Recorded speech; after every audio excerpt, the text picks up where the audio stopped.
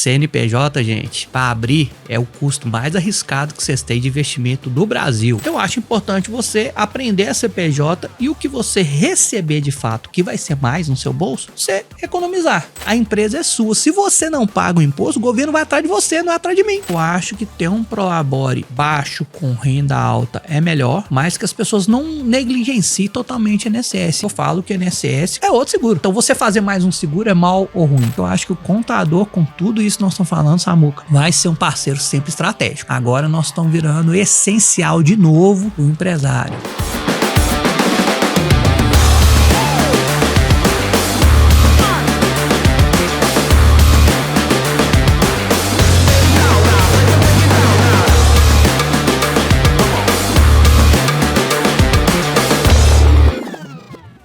Fala galera, sejam muito bem-vindos ao episódio 10 do podcast Desce do Muro, podcast que sai do óbvio e fala de temas reais. E o tema de hoje, pessoal, é um tema polêmico. Nós vamos falar sobre abrir um CNPJ no Brasil, né, sem entrar em furada.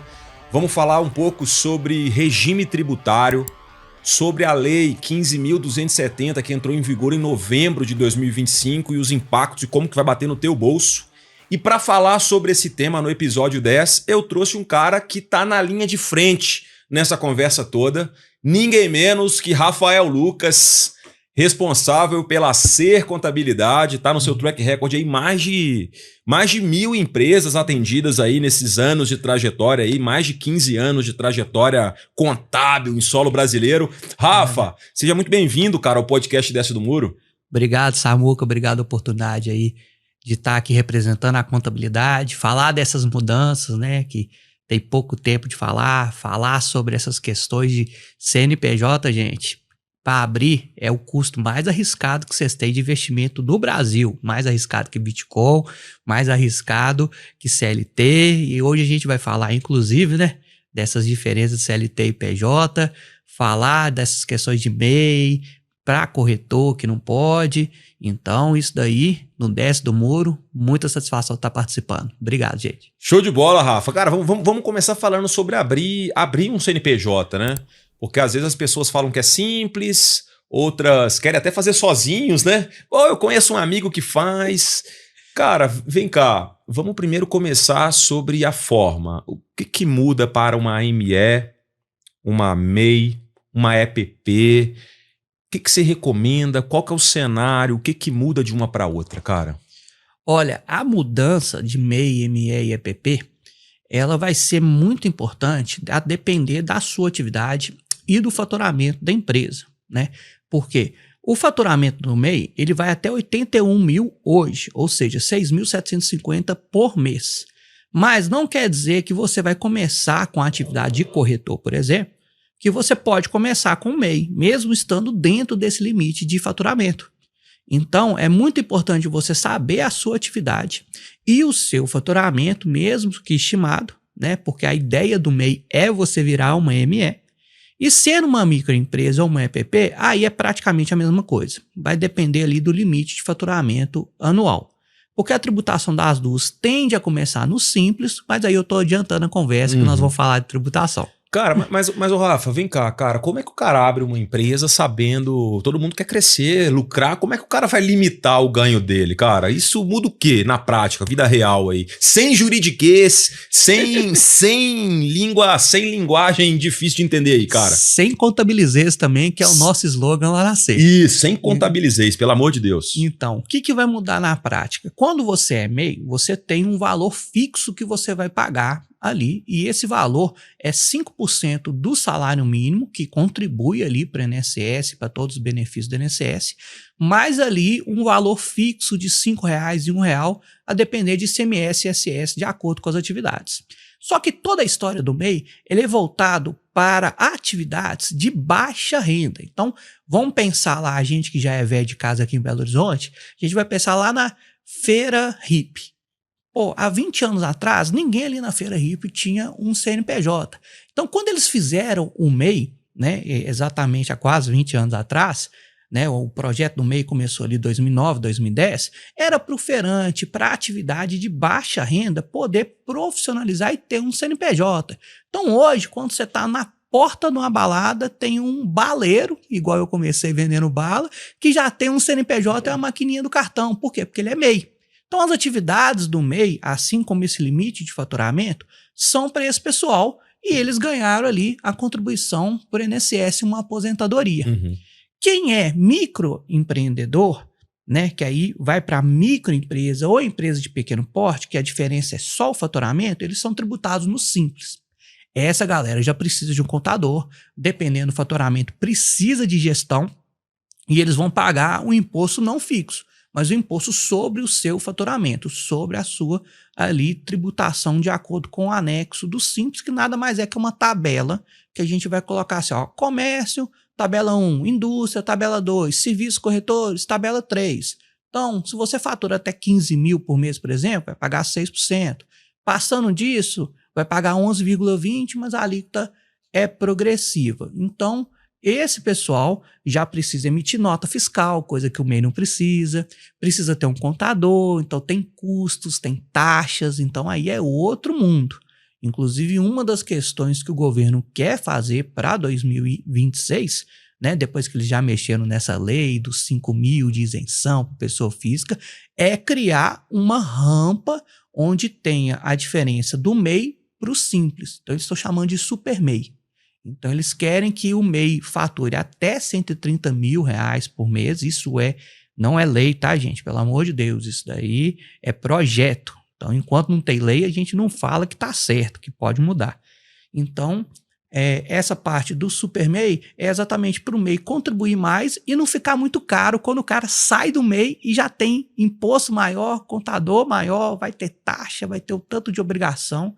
E aí essa é a diferença na prática, né? Então, as atividades que têm uma capacidade contributiva maior, assim como corretores, mas contadores, engenheiros, médicos, arquitetos e assim vai, não pode começar com MEI independente do faturamento. Uhum. Isso é uma dúvida que a gente responde todo dia. Ah, legal. Bom saber. Porque todo mundo vai querer se enquadrar em algo que pague menos imposto, óbvio, né? Sim, todo mundo quer pagar menos imposto no Brasil, né? Isso aí é a regra, né? Mas a gente tem que fazer as coisas de forma lista. Claro. Né?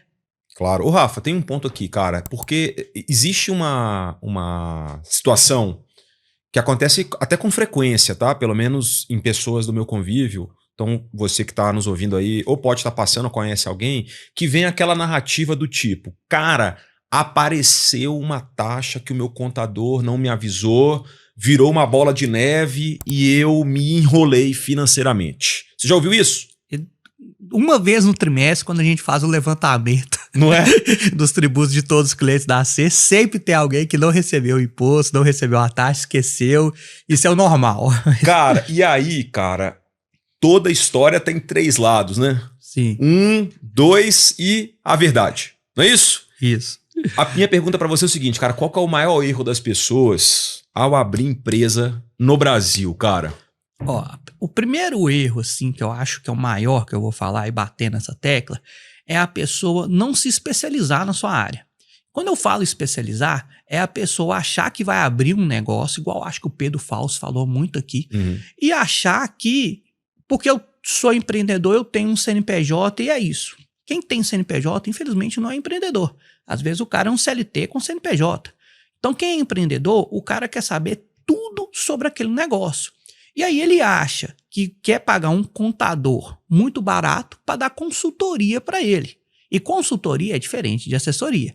Porque a consultoria é eu pegar na mão do cliente e falar, ó, o seu negócio tem que funcionar assim, tem que funcionar assado, né? Já a assessoria é o cliente vir com dúvidas e eu responder.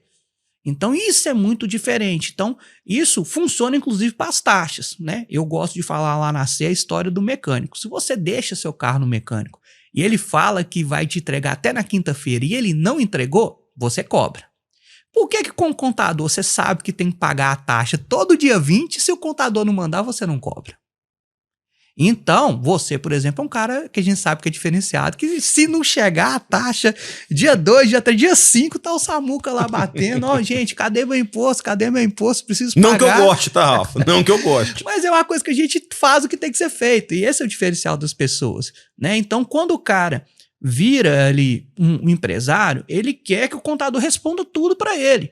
E, infelizmente, o contador tem um negócio diferente, um negócio de contabilidade. Por mais que ele seja especializado, ele não sabe todas as questões. Então, o cara chega e fala, eu vou vender isso. Qual que é o NCM? Qual que é a tributação? A gente vai responder conforme a demanda. Mas se o cara começa, tipo assim, isso é todo dia para abrir empresa. Eu quero abrir uma empresa, sou corretor de seguros, mas eu vou reaproveitar o CNPJ e vou abrir também uma locadora de carros. Aí já começa a ficar difícil. Isso serve para qualquer KNAI, para qualquer tipo de coisa, né, cara? Porque o CNPJ ele pode ter vários KNAIs. Só que quanto mais KNAIs eles têm, mais é difícil a tributação. Porque o KNAI, que é o Código Nacional de Atividade Econômica, é como a gente realmente acha a tributação e vê o quanto que o cliente vai pagar. Então, às vezes, o cara ter 2 CNPJs, que é lícito, né? Você separar a empresa, você consegue economizar muito, né? Inclusive fazer ali separações entre os clientes, né? Às vezes eu vou ter lá uma contabilidade específica para corretores nesse CNPJ. Depois eu vou ter uma contabilidade específica para médicos no outro CNPJ. Isso é lícito. Desde que as empresas não atendam o mesmo cliente. Né? No Brasil, a gente pode ir montando sempre CNPJs desde que a gente tenha um porquê montar o CNPJ. E o porquê nunca pode ser o que todo mundo quer, que é pagar menos imposto. Né? E aí, o que a gente vai acontecer com isso? A gente vai sempre olhando para o cliente. Olha, eu sempre pergunto para o cliente o seguinte, quando ele está abrindo o CNPJ. Olha, por que você está abrindo? Né? Qual é o prazo? E você já tem cliente? Já teve vezes de eu perder venda porque o cara estava com um sonho de ter um escritório de advocacia, mas o cara não tinha ali clientes ainda. Não tinha ninguém pedindo ele, não tinha um faturamento. E eu falo, cara, hoje a gente abre o CNPJ, na época a gente abria com uma semana e hoje o recorde da Acer é menos de 24 horas. Tá com o CNPJ. Eu falo, olha, pode esperar para abrir. Porque você vai formalizar e às vezes você já vai ter um custo e aí você não está tendo faturamento, então pode esperar. Estuda a sua área, estuda os clientes, mas o maior erro é a pessoa focar só nessa parte de operação. Porque todo negócio tem pelo menos 3 áreas. Vendas, operação e a parte de gestão. E todo empresário, quando vai abrir, ele abre porque ele é muito bom na operação. Às vezes ele não é tão bom em vender, que aí olhem para o Samuel, por favor, para aprender a vender. E a parte de gestão é a que ele deixa para depois. Então, a gestão de pessoas, a gestão financeira, a gestão contábil, ele vai só deixando para depois. E aí eu falo, gente, quer ter qualquer coisa na vida? Vai aprender tudo, né? Eu, quando fui ser pai, fiz 4 cursos e continuei perdido. Então, imagina se eu não tivesse feito curso nenhum. Tem muita gente que fala, você não vai aprender a nadar fora d'água. Mas eu falei, imagina se você pula e não sabe nem para que lado que tem que ir. Dentro da água é mais desesperador. Fato. Ô, Rafa, tem uma dicotomia que a gente vive, né, cara? Porque quem cria a lei no Brasil é uma galera, quem faz a conta é outra galera, e aí no meio entre a lei e a conta tem um abismo aí que são vocês, né, cara? São os contadores. E aí qual que é a direita no gancho de direito que eu vou te dar aqui? Quais são os custos ocultos, velho, que tá na lei? E que às vezes as pessoas são pegas de surpresa se não são bem assessoradas por um escritório de contabilidade atento a essa lei e principalmente à conta para ser exercida isso. Olha, os custos, assim, falando, tanto para abrir um CNPJ quanto manter, eles são parecidos, né? Então a gente vai ter o custo ali, o contador normalmente é cobrado, né, uma abertura do CNPJ. Tem muitos contadores que não cobram lá na C. Eu faço questão de cobrar, porque contador que não cobra abertura, ele não vai fazer um planejamento tributário. Ele não vai sentar e entender o negócio do cliente, né? E às vezes ele vai te prender num contrato de telefonia por mais 12 meses. Mesmo se você não gostar, você tem que ficar com ele. E aí eu falo, gente, eu prefiro cobrar e o cliente sair daqui a 2 meses, até porque também eu tenho um lema lá na CER que eu falo, todo cliente dá problema. O cliente satisfeito procura problema, mesmo onde não tem. Então eu prefiro trabalhar sempre com clientes satisfeitos, que são os que indicam que é como a gente cresce, de fato. Então, pegou ali o custo, a gente vai ter taxas antes e depois da abertura. Então, esse é o maior erro. Eu mando a taxa no valor total. Eu falo, olha, para abrir uma empresa hoje em Belo Horizonte é R$ 1.236,41. E muda de município para município, certo? Muda de município, porque a gente tem as taxas municipais, que aí normalmente é a taxa de fiscalização e funcionamento que você tem que pagar só para existir o CNPJ. E aí de Belo Horizonte e São Paulo são diferentes, mas Belo Horizonte para Nova Lima, que está aqui do lado, também é diferente. E aí a gente tem uma taxa prévia, que é a taxa da junta comercial. Essa taxa, como a junta comercial é estadual, também muda, você acredita? Lá em São Paulo está mais barato abrir CNPJ, porque a taxa da junta é mais barata, da JUSESP que a gente fala, né? A junta comercial de São Paulo é mais barata que a taxa da junta comercial de Minas, que a gente fala JUSENG. Uhum. Então, isso faz as pequenas diferenças, né? Depois, a gente tem a emissão da nota fiscal, que também vai fazer diferença a depender do município. Mas esse ano também, o pessoal quer mudar tudo na contabilidade, foi inaugurada, para quem não era MEI, a nota fiscal nacional. E aí, Belo Horizonte, por exemplo, aderiu, uma coisa que a gente estava esperando na contabilidade tem muito tempo, mas São Paulo não aderiu. Então, isso vai mudando para o contador.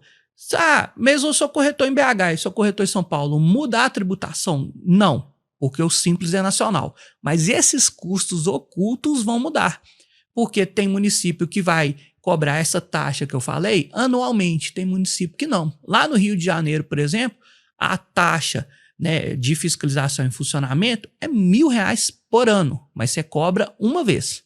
Aqui em Belo Horizonte é R$138 por ano. Então, isso, o cara fica pensando, eu vou abrir no Rio de Janeiro ou vou abrir em Belo Horizonte? Então a gente passa as coisas para ele, às vezes até fala de endereço fiscal aqui, procura um coworking, é muito normal. E isso, as pessoas têm que ter um contador especializado, porque essa taxa, por exemplo, ela acontece 45 dias depois de abrir o CNPJ. A gente manda no orçamento da C, para a pessoa não esquecer. No entanto, acaba que, tem cliente que abre hoje, né? Dezembro de 2025. E aí o cara já tem que pagar a taxa de 2025. E aí, como chega em 2026, ele esquece. E uma taxa dessa, você acredita que exclui no Simples Nacional? E o cara, às vezes, vai para o lucro presumido pagando o dobro de imposto. Caramba, cara. Esse tema de geografia e fiscal, né? Sobre residência fiscal, sobre o local da empresa, isso é ok, é uma atividade fair. Eu, por exemplo, posso morar em São Paulo e ter uma empresa no Rio, por exemplo, em Curitiba.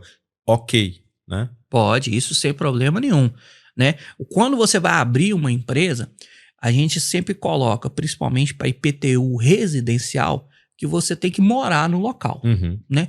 Então, eu normalmente falo na abertura da empresa, gente, abram no local que você não pensa em mudar. Então, às vezes, a pessoa coloca na residência, às vezes, própria, que é dos pais ou algum local, porque também colocar no local e mudar, você pode ter problemas de chegar a alguma taxa ou algum cartão do banco, alguma coisa numa residência que você não está. Ou, em pior dos casos, uma intimação, né? Eu falo intimação na Receita Federal, sim, que aí são de cobranças. Hoje, praticamente tudo a gente consegue tirar online. Mas aí vem os diferenciais. Se você está contratando uma contabilidade muito barata, que não está olhando por você, o cara não vai tirar a sua situação fiscal, não vai olhar essas pequenas taxas. E aí, todo janeiro, eu tenho clientes que vêm, às vezes ex-clientes, que falam, Rafael, pelo amor de Deus, me ajuda, minha empresa está sendo desenquadrada do Simples, eu preciso regularizar. Meu contador me mandou as guias e eu não paguei. Por algum erro, por fluxo de caixa, por não ter aberto e-mail.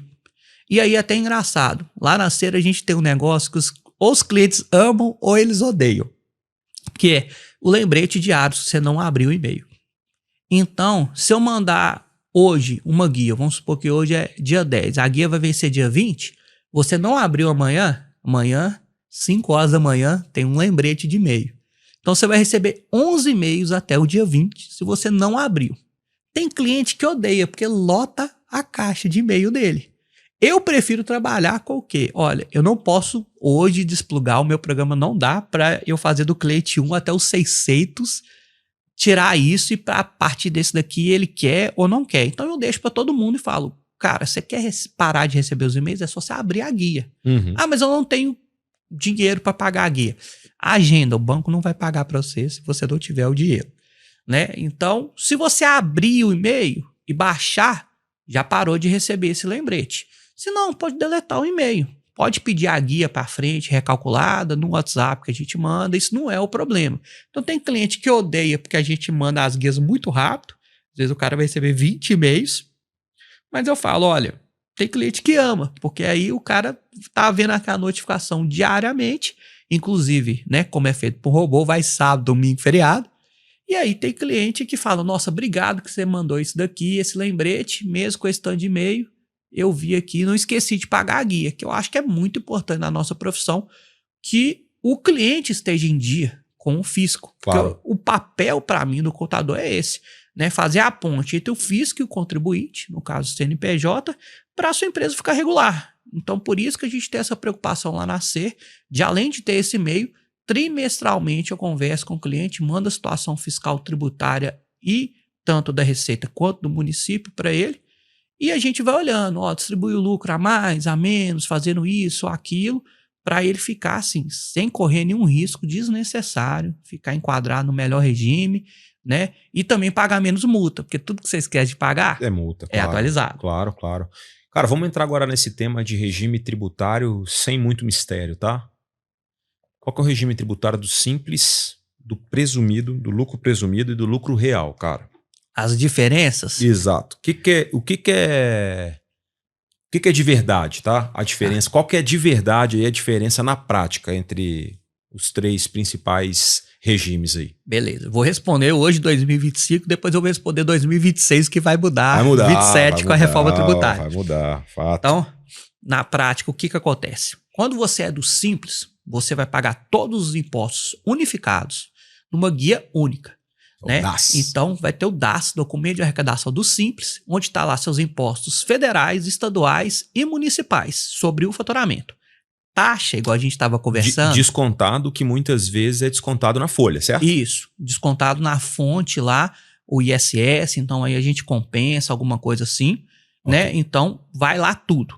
Então, nesse momento, os impostos nessas três esferas são unificados e a gente manda essa guia única, né? Quando você vai para o lucro presumido, essa guia já viram 4 impostos federais, PIS e COFINS, que são mensais, e RPJ e CSLL, que é aquelas dureza trimestral, e o ISS, pelo menos por serviço, que também é mensal, mas aí já é municipal. Então, viram 5 guias. Em vez de ser uma, viram 5. Já começa a dar o problema. E essas 5, cada uma tem seu vencimento, né? Então, ISS aqui em Belo Horizonte vence dia 10, PIS e COFINS vence dia 25 normalmente, aí tinha os corretores que pagavam dia 20 com outro código, né? O imposto de renda e a contribuição social, que são trimestrais, vencem no dia 30. Então, isso dava uma confusão danada quando a gente estava lá, né, no começo, né, Samuca? Atendendo os corretores, que não podia ser do simples, a gente que está aí mais de 15 anos no mercado viveu isso. Né? Então isso sempre deu problema, porque as pessoas não juntavam ali um capital na empresa, tomavam o susto trimestral desse imposto, e aí em 2014 os corretores puderam ser do simples, isso já melhorou, e inclusive hoje os corretores começam pagando 6%, né? Em vez de no lucro presumido começar pagando 3,33%, né? Até 15 mil por mês. Então a diferença do simples para o lucro presumido hoje é essa. O lucro real, ele é o regime... Só recapitular aqui, Rafa, só para ficar claro e evidenciar. Além da quantidade de guias e vencimentos diferentes, ou seja, mais coisa para se atentar, a diferença do real para o presumido, existe uma diferença de alíquota, certo? Certo. Que um é 13,3%, que é o presumido, que é a soma de todas as guias, certo? Certo. E o simples, 6%, perfeito? 6%. Massa. Exato. É bom evidenciar isso, porque tem pessoas que não dão muito valor para o ser simples, né, cara? Sim. Negligenciam, perdem o simples e depois, caramba, o que está acontecendo comigo? Exato. E o simples, nas nossas simulações, para ele ficar perto do lucro presumido ali de 11,33%, para o corretor estar no anexo 3, o cara vai ter que faturar assim 80, 90, 100 mil reais por mês para ficar perto. Então, até então, os corretores começam do simples. E olha para você ver o tanto que é isso que é importante que você falou. A taxa que nós estamos falando, que exclui do Simples, ela custa R$136. Imagina você perder por causa de R$136, você duplicar ali a sua carga tributária, porque não pagou R$136 para um ano inteiro. Né? Então você pode faturar R$5.000 que você vai assim, ter uma dor de cabeça muito maior do que a taxa.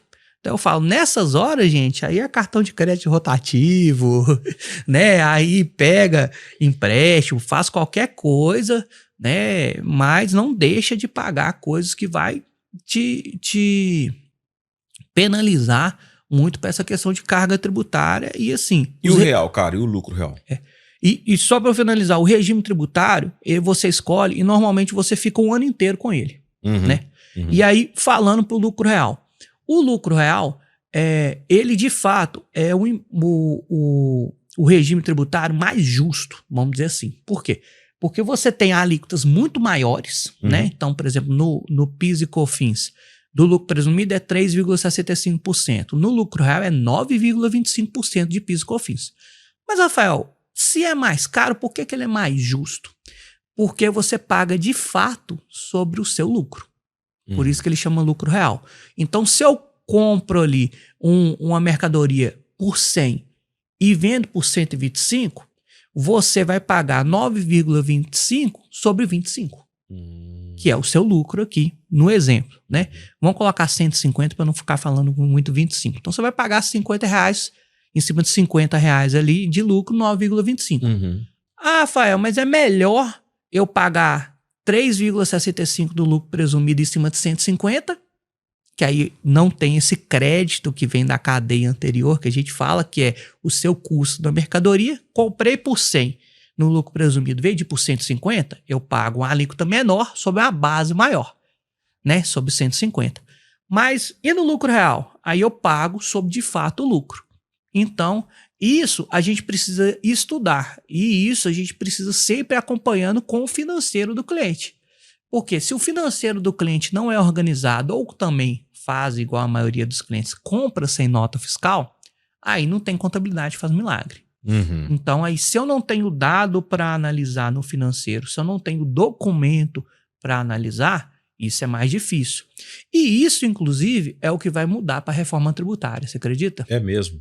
Na reforma tributária, a ideia deles é ter o IVA, que é o Imposto sobre Valor Adicionado, e eles colocaram uma alíquota como se fosse do Simples tudo, mas assim, a 28,5% a alíquota, muito cara, só que você vai poder, tanto no presumido quanto no real, apropriar o crédito da cadeia anterior, que é o quê? Comprei, tive uma despesa com nota fiscal, eu vou poder pegar o imposto do que o cliente pagou na outra cadeia. Então, vamos colocar que é 28,5% também. E aí, isso na reforma tributária, que vai ser o difícil, porque a reforma tributária, ela começa efetivamente em 2026, já vai ter algumas coisas ali em 2026 de teste, e aí, para as alíquotas valendo é 2027. Essas alíquotas, tem as alíquotas ali de imposto, que vão variar também, que é a IBS, e essas alíquotas não estão prontas hoje, 2025. Então o governo vai soltar essas alíquotas depois e vai mandar a gente correr atrás do rabo. Né? Então, o imposto, pelo menos, a gente vai precisar sempre olhar se o seu fornecedor for do Simples Nacional, você vai tomar um crédito diferente se o seu fornecedor for do lucro presumido. E aí vai ter uma coisa que eu acho que vai mudar para os corretores. Por quê? Talvez as grandes seguradoras vão pedir alguns destaques para os corretores. Então, você vai ter que destacar, sendo do Simples, vai ter uma opção de você recolher uma parte do imposto por fora do Simples ou por dentro do Simples. E aí, isso hoje já tem algumas grandes players do mercado dando orientações, mas isso vai começar a ser destacado em 2026 e vai mudar de fato para 2027. Então, a questão de você, por exemplo, emitir sua própria nota fiscal, saber os destaques, saber o que vai valer mais a pena de acordo com o seu cliente, você vai precisar de um bom contador para resolver isso. Legal, cara. Vai ser transformado, mais uma transformação que nós vamos passar, não no mercado segurador, mas em vários outros mercados, né? Eu acho que a gente... Sabe aquele livro, né? Quem mexeu no meu queijo, né? Sei. Eu acho que é importante. Mas ainda sobre esses regimes tributários, cara, existe um ponto de virada que é mais vantajoso ser lucro presumido? Sim, quando você está faturando ali na metade da tabela do Simples, mais ou menos, que a tabela hoje é até 4,8 milhões no ano, 400 mil por mês, quando dá assim, 200 mil, a gente já começa a olhar para o cliente e fazer mais análise. Então, de 100 mil a gente começa a verificar qual tabela que ele vai estar, e de 200 mil a gente já começa a fazer mais análise. Por quê? Porque quando você vira do simples para o lucro presumido, não é só seu faturamento que é impactado. Dependendo se você tem folha de pagamento, a sua folha de pagamento também fica muito mais cara. Porque dentro do simples, um dos impostos que a gente esquece de falar que a gente recolhe é a CPP. Você já viu lá na sua guia CPP? Claro. Contribuição Previdenciária Patronal. E essa contribuição previdenciária patronal é o custo de contratação do INSS, quando você tem um prolabore e uma folha. E aí, hoje, se você tem uma empresa do Simples e vai contratar um funcionário, você vai pagar ali com FGTS, férias, 13º e multas e provisões 32,20%. Vamos colocar isso dentro do Simples. Quando você sai do Simples e tem esse custo do INSS, você não paga o INSS mais sobre o faturamento, né? Mas esse custo vai para mais de 70%, não só dobra. E aí ele é maior parte do INSS patronal, que aí você vai ter ali 26,8% ali de custo de folha. Então, contratei uma pessoa por R$2.000, eu vou aumentar 26,8% que eu pago para o governo, né? Nem vai para o bolso dela. Então, é aquele custo de contratação que todo mundo fala. Eu contrato por 1.000, a pessoa custa R$2.000 para mim. É por causa dessa parte, maior parte do INSS. Então, não é só o faturamento que a gente tem que olhar. Tem que olhar essa questão de folha de pagamento também, que é bem importante. Cara, aí você pegou num ponto que para mim é um tema que a gente tem que explorar muito aqui, cara, que é a carga tributária aí em folha salarial. E aí eu vou desmembrar para um assunto que é um assunto polêmico. Para mim está muito bem resolvido e muito claro, né? A gente discutiu aqui em episódios anteriores sobre mentalidade dos dois. Só que agora eu queria discutir um pouco o aspecto tributário disso, o aspecto contábil disso, né? Que é a diferença entre o PJ e o CLT, né? Principalmente com essas reformas, com a reforma, com a lei agora 15.270, sobre novas análises que vão ser realizadas. O que eu queria saber de você sobre o aspecto contábil, Rafa? Manda. Aonde está a vantagem dos dois lados, do PJ e do CLT, e aonde que isso impacta? Para não virar um discurso de precarização do mercado de trabalho e nem para a gente distorcer o real benefício de cada tema. Da questão de precarização, né? Hoje tem muita plataforma que a pessoa contrata um MEI. E o MEI, como a gente estava falando, ele tem uma contribuição em cima de um salário mínimo. E aí qual que é o grande problema? Pro lado bom e pro lado ruim. O lado ruim, a gente tem ali um custo para o INSS, que a pessoa pode faturar até 6.750, mas todo o seguro dela é em cima de um salário mínimo. Uhum.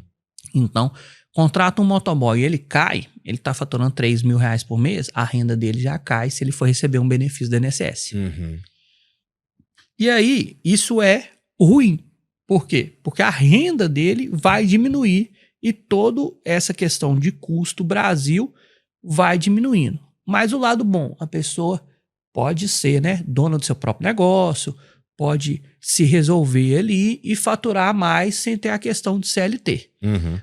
Para ir para a questão do CLT, aí é uma questão de segurança. Porque no CLT a gente tem vantagens, tem um sindicato ali por trás, vai ter muitas questões que você é mandado embora, tem um seguro-desemprego, pode sacar um FGTS, né? O próprio FGTS é uma poupança, tanto que é na Caixa Econômica, né? Que o empregador é obrigado a fazer pelo empresário.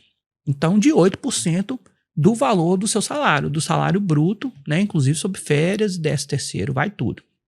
Então, você consegue ter ali uma estabilidade, né? Nem que seja falsa, porque eu também não acredito em estabilidade, que você tem, e isso causa um custo muito grande para o empregador. Como eu falei, né? A minha empresa, que é do Simples, começa em 32,20%.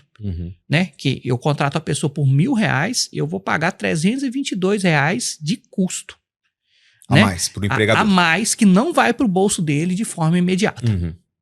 Você sendo PJ, o que compensa muito? Como você é PJ, aí você vai ter todas as liberdades, inclusive, né, de ver lá o sol se pondo no arpoador, igual você falou em outro episódio. Você viu essa? Eu vi essa. Essa aí depois você me conta no off. Essa foi dura.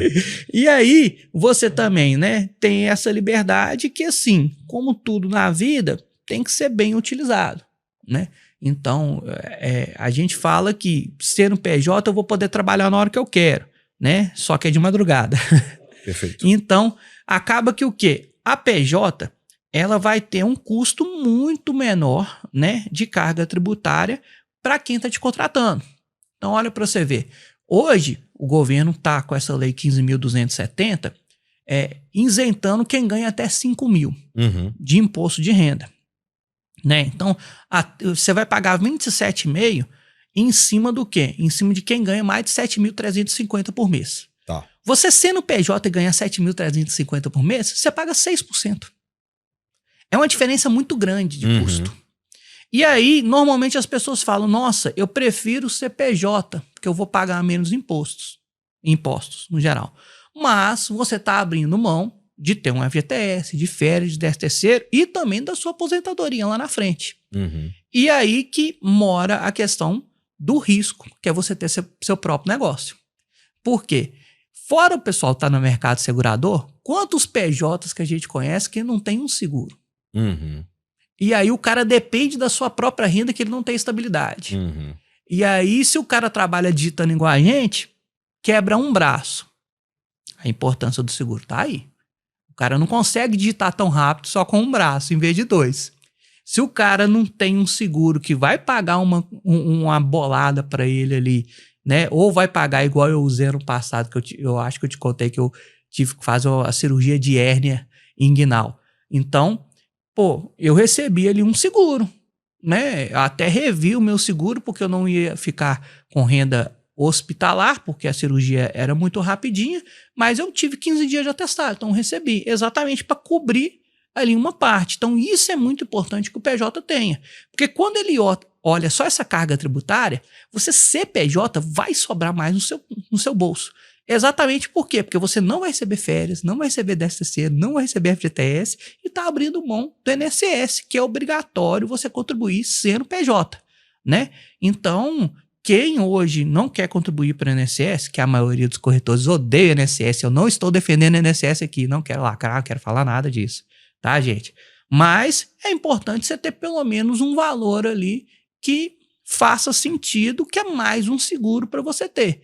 Que se é benefício melhor ou não, você fazer uma previdência privada, você colocar esse valor do INSS num seguro, você ter ali, às vezes, um PGBL, outra questão ali de investimentos, de CDB e LCI, aí eu não vou ficar falando que o tema não é educação financeira hoje, mas eu acho importante você aprender a ser PJ e o que você receber de fato, que vai ser mais no seu bolso, você economizar.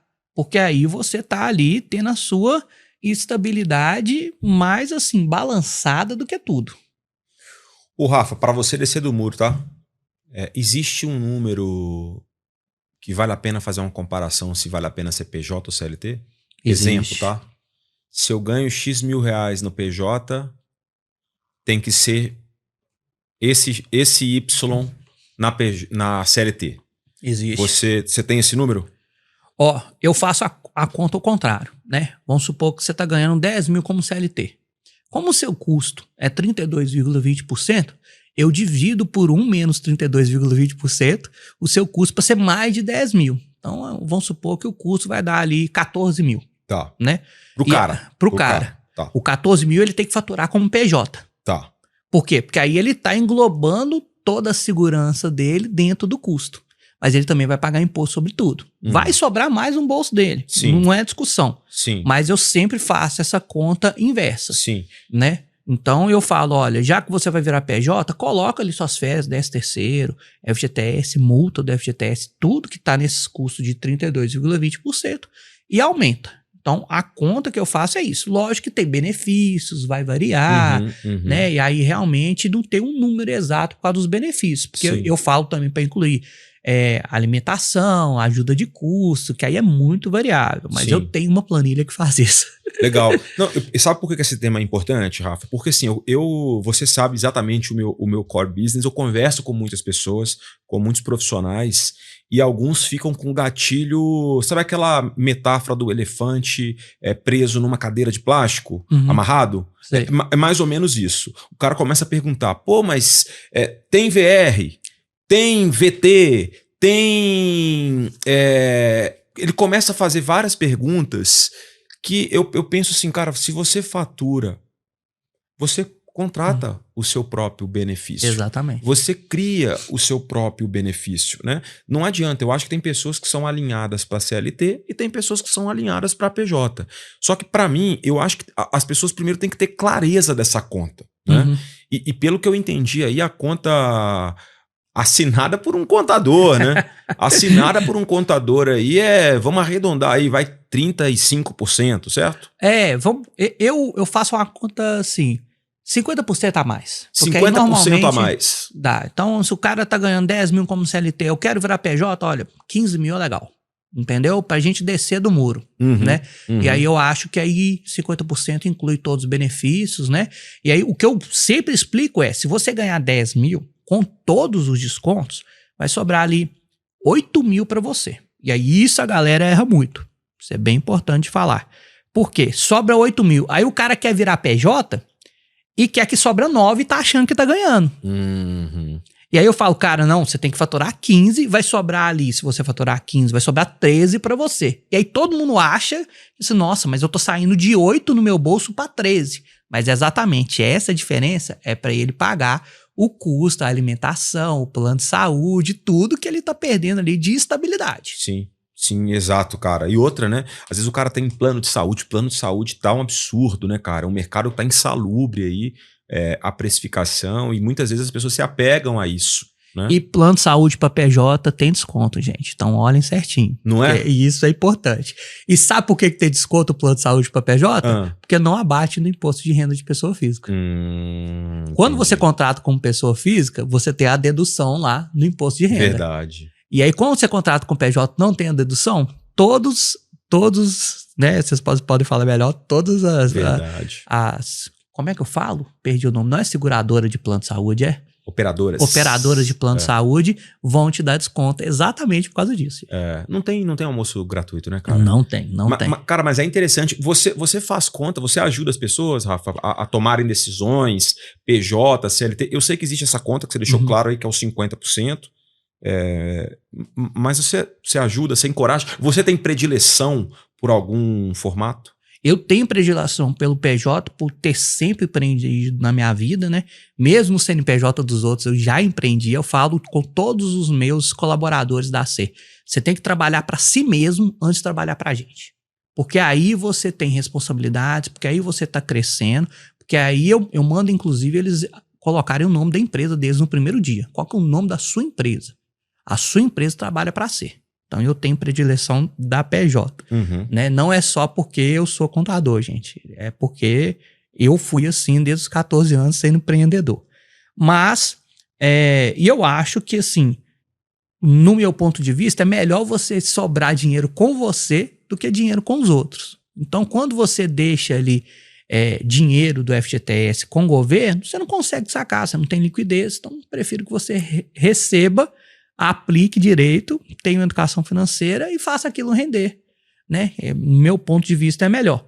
Mas assim, a gente lá na C consegue ter essa planilha e eu não gosto de fazer uma cobrança por fazer essa assessoria com os possíveis clientes. Não gosto. O que normalmente a gente faz? A gente coloca o honorário para o cliente para fazer assessoria, porque a gente faz uma apresentação, né, no PowerPoint, grava a reunião com o cliente, né, faz o estudo para o caso dele e cobra. Se em 3 meses ele quiser fazer uma PJ, o que ele pagou eu dou desconto na abertura.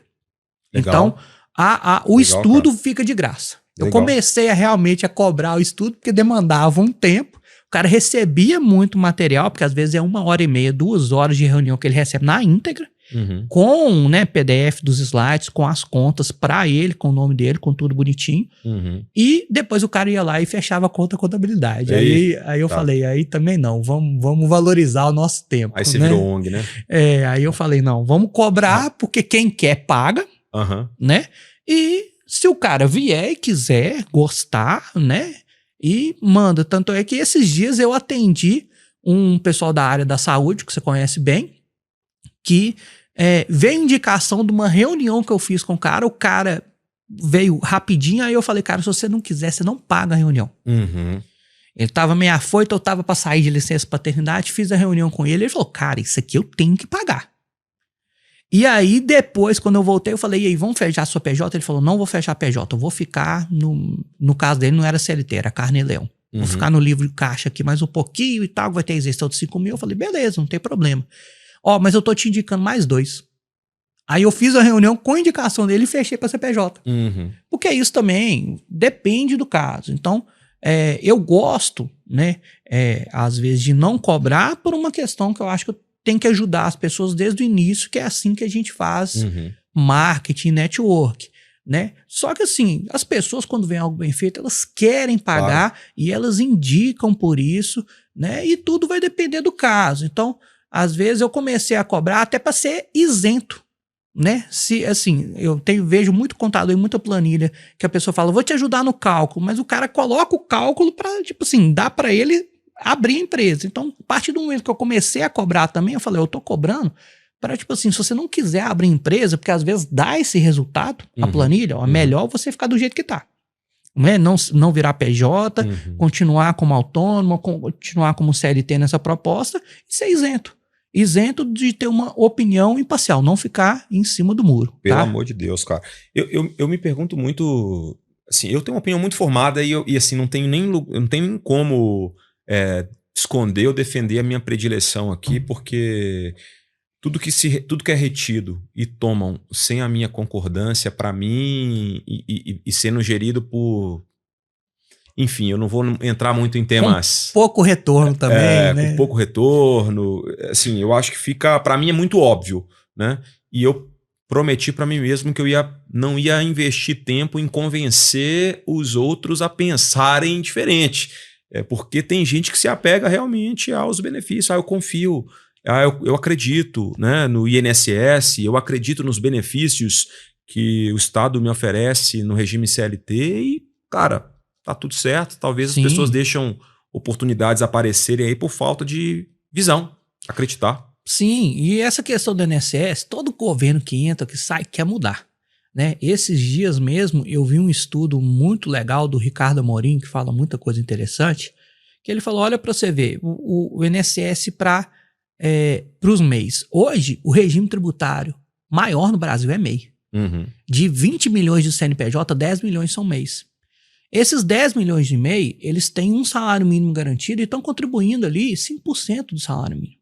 Então, esse rombo é um risco para qualquer governo que continue. Né? Então, assim, isso, logicamente, o pessoal fez para pensar, o MEI tem que contribuir tantos anos e ter o benefício. Mas é uma coisa que as contas do INSS começam a não fechar também. Apesar que eu também falo o seguinte, olha, todo mundo faz essa conta, mas ninguém vê a CPP que a gente falou aqui, que nós estamos pagando, independente se ter folha, independente de Prolabore, e estamos pagando e vai para o INSS, é só lucro. Então, essa parte do INSS aí, realmente, assim, eu faço conta e não fecha. Não fecha, cara? Não fecha. Eu falo assim, gente, o que aconteceu? Porque tem muita gente que tem um benefício mais do que está contribuindo, mas tem gente igual que está pagando o DAS lá, a CPP muito caro e tá indo pra onde? Aí eu acho muito estranho. O Rafi, é uma grana, hein, cara? Cara, é uma grana alta. É uma grana, cara. É uma grana alta. E assim, direto eu tenho um cliente que fala aqui, mas eu não tô fazendo Prolabore, eu não tô dando folha, por que eu tenho que pagar CPP? Porque tem. Porque não tem como não pagar. Porque não tem como você ser do Simples e não pagar. Porque tá na regra. E aí eu fico assim, pô, esse dinheiro tá indo para o INSS, mas aí como tudo é a questão do ovo da galinha, né? A gente vai pagar imposto e vai cobrar um retorno ou vai ficar falando que não paga imposto porque não tem retorno? Cara, sabe uma coisa que me pegou logo quando eu abri a minha empresa, você sabe bem, não vou entregar a idade aí com você, me marcou isso, cara, porque eu vim como todo jovem revolucionário, eu não quero pagar, isso aí eu acho um absurdo. Aí, cara, você bateu no meu ombro e falou assim, se você não pagar, corre risco de daqui a 5, 10 anos você tomar uma multa e pagar retroativo. Eu comecei a pagar por medo, cara. Exato. Você paga direitinho. Por medo, tá? Ó, e eu já vou te falar que, assim, naquela época, principalmente do lucro presumido para os corretores, às vezes eu já tive que atender, ainda no antigo escritório, corretor 8 da noite, que o cara falou assim, cara, eu não paguei, tem 2 anos que eu não pago, e agora eu vou perder minha promoção, porque minha empresa não tem CND. Isso já aconteceu. Duro, hein? E aí eu ficar com o cara fazendo parcelamento 8 da noite, a gente é jovem, quando a gente é jovem a gente aceita algumas coisas. E resolver pro cara não perder uma promoção, porque era aquelas mudanças, né? Ir para Rio Grande do Sul, ir para Brasília e tudo mais, para abrir agências, né? Igual hoje você tem a Giants, e assim, o cara também perde a oportunidade por não estar regular. Né? Como eu também já atendi corretores que às vezes o cara falava, você não me mandou e-mail com as pendências. Aí eu falei assim, eu vou te falar as datas que eu mandei. Aí eu tenho esse controle, né? E antigamente era todo manual, eu já falava as datas. Hoje, assim, se o cliente não abriu aqueles e-mails da pendência, eu sei que ele não abriu. Quando ele abriu, eu sei qual guia ele não pagou. Então, isso tem tecnologia. E aí eu falei com o cara, ó, pra você ver, não, eu te mandei aqui o e-mail dia 17 de fevereiro, com as pendências. Aí ele falou, não, era carnaval, não vi. Falei, tudo bem, eu mandei em março, dia tal. Não, era meu aniversário. Aí a pessoa desculpability, como a gente gosta de falar, né? Você conhece o João Cordeiro? Opa, então, aí é isso. Aí eu falei, ó, então eu vou te falar as datas de abril, maio, junho e julho. Que era uma por mês. Uma hora eu vou achar. Aí uma hora o cara entendeu que o problema era ele. Né? Não era a gente mandar a guia. E aí, voltando lá no que eu não concluí da oficina mecânica. Pô, o cara tem que receber. Você está contratando alguma coisa, você tem que cobrar. Não pode ficar confiando. A empresa é sua. Se você não paga o imposto, o governo vai atrás de você, não é atrás de mim. Então, eu sempre falo isso com o cliente. Né?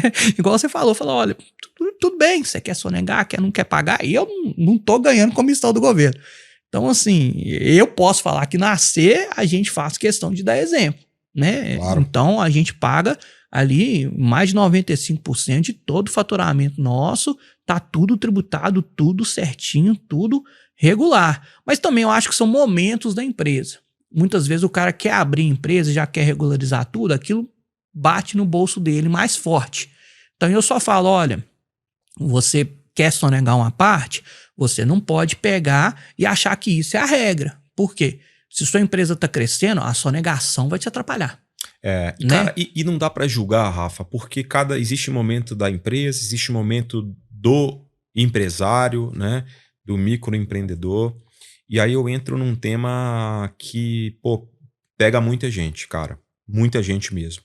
Que é a pessoa não fazer diferenciação entre a PF e a PJ. O cara misturar gastos. Cara, como isso é frequente, velho. E me conta, porque você vê, faz contabilidade de empresa, você faz imposto de renda pessoa física, normalmente dos sócios também. Sim. E você vê muitas vezes muita confusão aí, né? E a minha pergunta para você, quais são as consequências práticas, velho, do cara que mistura tudo? As consequências práticas, primeiro, é você não ter, assim, clareza de nada, né? Eu já sentei com empresários que eram referência na sua área e virei para a pessoa e falei, quanto você está faturando? A pessoa não sabe. Eu falei assim, mas você está ganhando dinheiro? A pessoa falou, não estou ganhando dinheiro com a empresa. Aí eu não quero discutir. Mas aí eu viro e falo assim, você viajou esse ano? Viajei. Você trocou de carro? Troquei. Você tem outra fonte de renda? Não tenho. Você tá morando aonde? Ah, eu tô morando aqui. Quem paga as contas do seu negócio? A empresa. Tudo a pessoa pagava da conta da PJ. E aí, como ela nem transferia da conta da PJ para pessoa física, recebia e já gastava ali mesmo, lógico que vai gastar sem ver que tudo isso era bancado pela empresa. Então a empresa dava lucro. A empresa só não tinha gestão. Como existe o contrário também. A pessoa falar assim, não vou ter conta da PJ porque eu não quero pagar taxa e tal. Eu falo, gente, olha pra você ver. Tem o Banco Inter aqui em Belo Horizonte, maravilhoso. Tem o Nubank. Tem o Banco Cora, que a gente ajuda lá na C, que tem parceria. Que a pessoa, quando abre a conta no Cora, eu pago R$50 para ela testar o banco, porque é um banco de PJ. Eu não recebi esses 50 não, Rafa? Ah, não, a gente arruma agora, o Pix agora. E aí, para a pessoa conhecer, porque é um banco voltado para micro e pequenas empresas e não é um banco de CPF. Não tem jeito de você ter conta do CPF lá, você tem conta só do CNPJ. E aí isso começa a ser muito importante, porque para mim é bem claro, como educador financeiro também, que a PJ tem a sua função, que é ganhar, arrecadar o dinheiro, pagar os impostos. E a pessoa física tem outra função totalmente inversa, que é o quê? Gastar aquele dinheiro, né? Ou fazer um patrimônio, né? Pegar aquilo ali e realmente ser totalmente oposto da PJ. Então, se você já começa não tendo duas contas bancárias, vai dar um grande problema na sua cabeça, como deu desse empresário que eu falei. Os números começam a aparecer assim, entrou e saiu. Na mesma conta, minha empresa não está dando lucro. Eu falei, cara, mas você está sendo sustentado por ela, como que ela não está dando lucro?